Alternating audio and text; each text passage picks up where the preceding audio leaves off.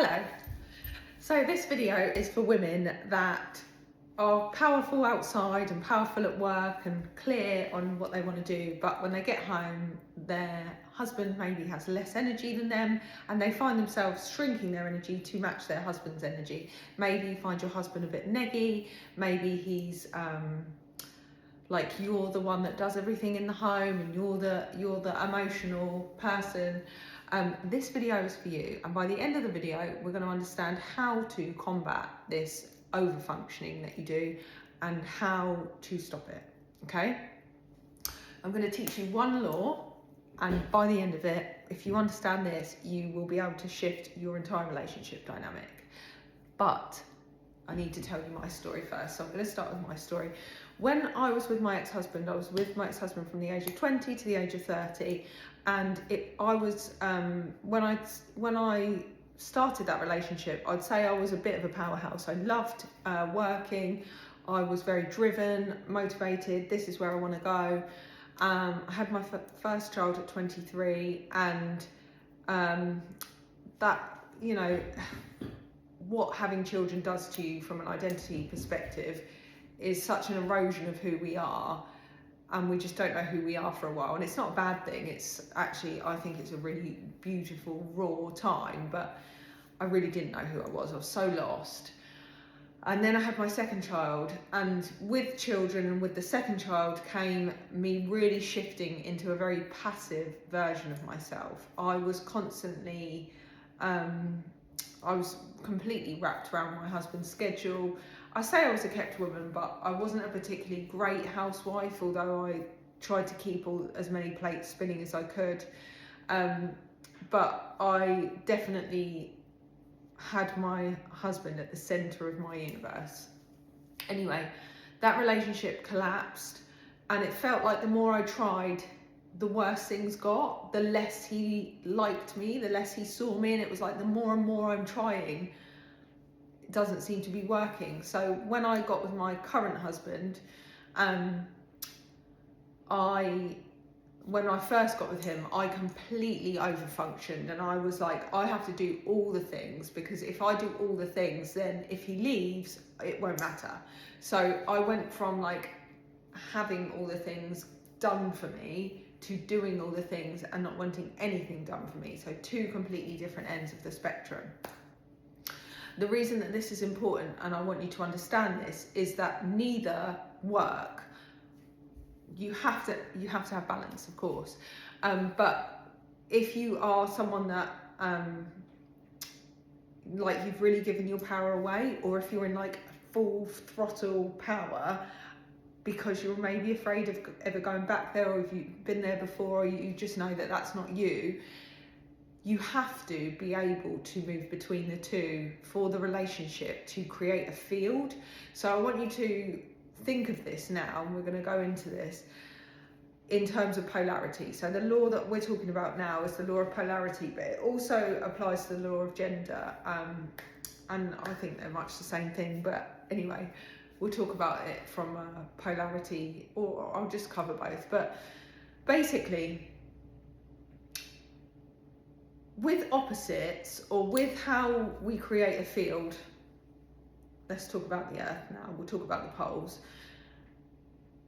The opposite end of each spectrum, north, south, dark, light, masculine, feminine,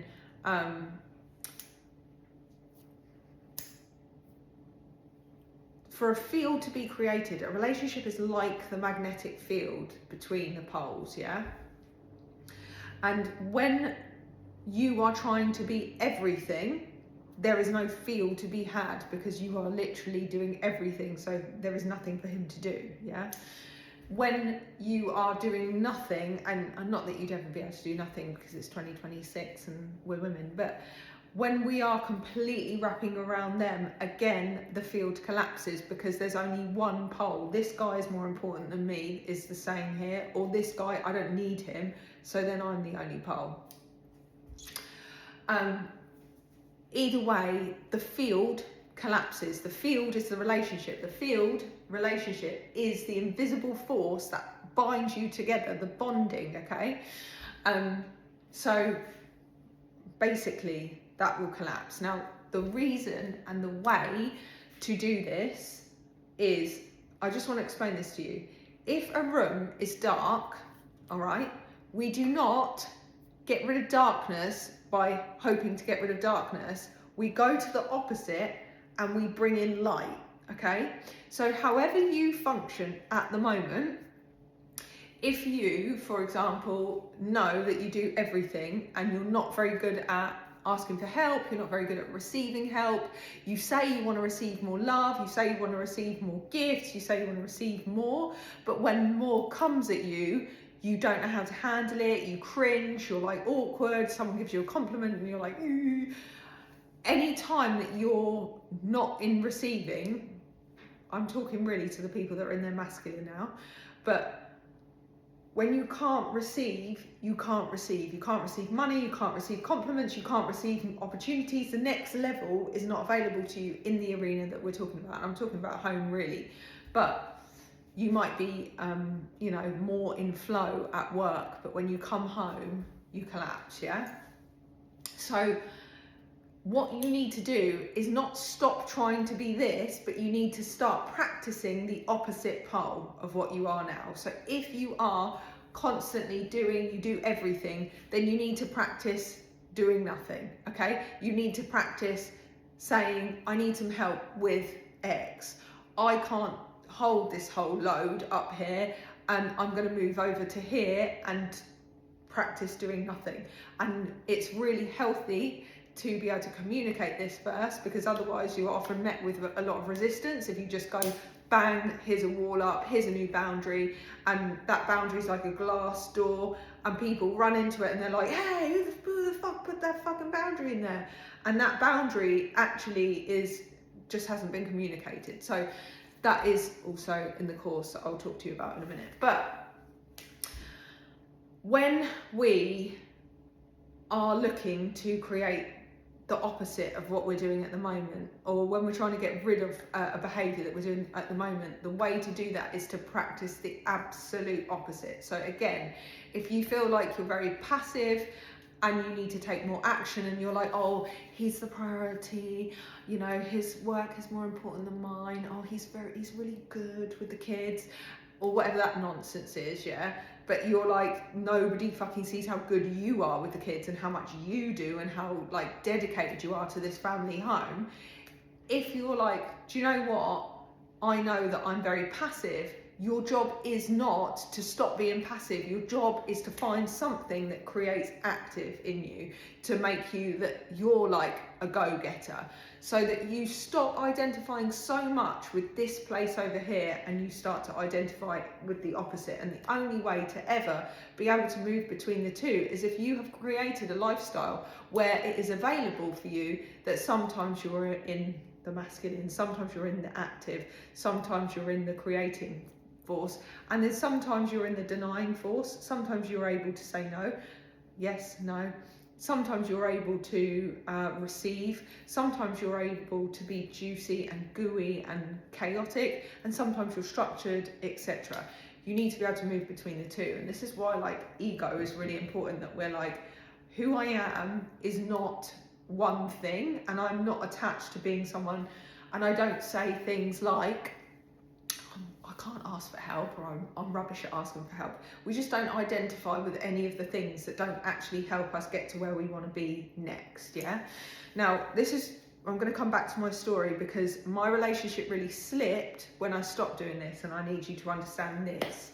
So I went from very passive to very super active, yeah?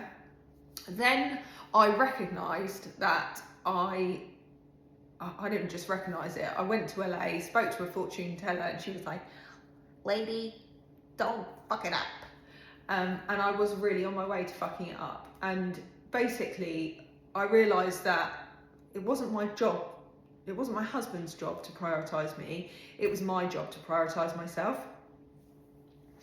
And I couldn't move forward unless I started to prioritise myself, because that then creates the polarity that we need, that creates the field again. Because my husband wasn't going to stop prioritising himself.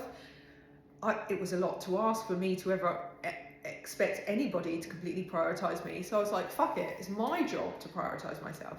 So when I started doing that, the polls went back up, yeah, and I became my priority and he becomes his priority, yeah. So we are no longer collapsing in, oh, he's more important than me, or I'm so important and no one else matters. But I'm important to myself and he is secondary. I expect myself to be secondary to him, and that's okay.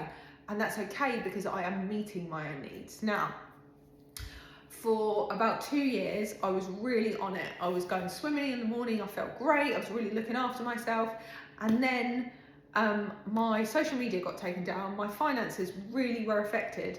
And because he was earning more money than me, I slipped back into the role that I was in with my first husband. Now, why this is important is Luke hadn't changed as a person.